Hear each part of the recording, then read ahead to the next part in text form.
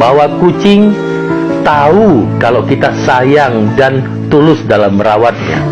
Dan kucing selalu mendoakan yang terbaik untuk kita.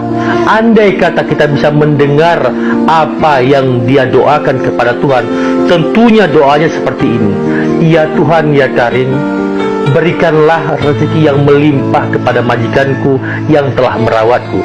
Selamatkanlah hidupnya, bahagiakan hidupnya beserta keluarganya. Ya Tuhan, jadikanlah majikanku menjadi orang yang terbaik.